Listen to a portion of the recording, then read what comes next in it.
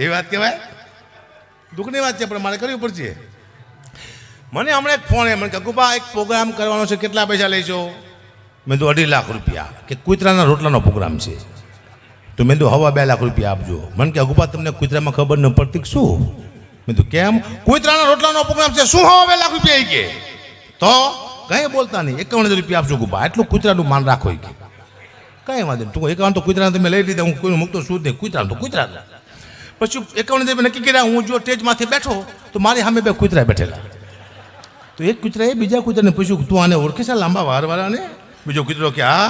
કે આ કોણ છે? કે આપણામાં જે ભાગ પડાવવા માટે આવ્યો એ આ ચાલો આપણે 50,000 લઈ ગયો એ. પછી મને 50,000 રૂપિયા આપ્યા હતા, એટલે હું ઘઉં, ખાંડ, તેલ, ચોખા, ગોળ આવું લઈને મેં ઘરે આપ્યું. પણ 15 દિવસ સુધી મારા પરિવારનું બાયજો બહુ. એટલે મારું પરિવાર મને કે તમારો સ્વભાવ કેમ કૂતરા જેવો થઈ ગયો છે? કૂતરાનું ખાઈ ગયું એટલે કહેવાનો મુદ્દો કોનું ખાવું એ પણ મહત્વનું મળશે. આપણો સ્વભાવ બદલી જાય, બધાનું નહીં ખાઈ જવાનું. પછી મેં નક્કી કર્યું હું કોઈ કૂતરાના પ્રોગ્રામ નહીં કરું. આવા 10-12 પ્રોગ્રામ કરું સારું, મને તો હળકવા હાલે. આવા 2-3 કલાકનો બેટકા બદલો, હા વાહ વાહ કરીને બેટકા બદલો, શું વાત કરું? હા પછી એક ફોન આવ્યો તો કુપા બને કે હકુપા છેલ્લા પૈસા બોલો, છેલ્લા પૈસા બોલો, કેટલા લેશો? મેં તો 2.5 લાખ રૂપિયા. મને ફોન આવ્યો કે હકુપા પ્રોગ્રામ છેલ્લા પૈસા કહો. મેં તો 2.5 લાખ રૂપિયા લઉં છું પેલા. મને કે તમે સ્ટેજ માથે ગલોટિયા ખાવાના છો? મેં તો નહીં. તો 2.5 લાખ રૂપિયા સીના લો છો?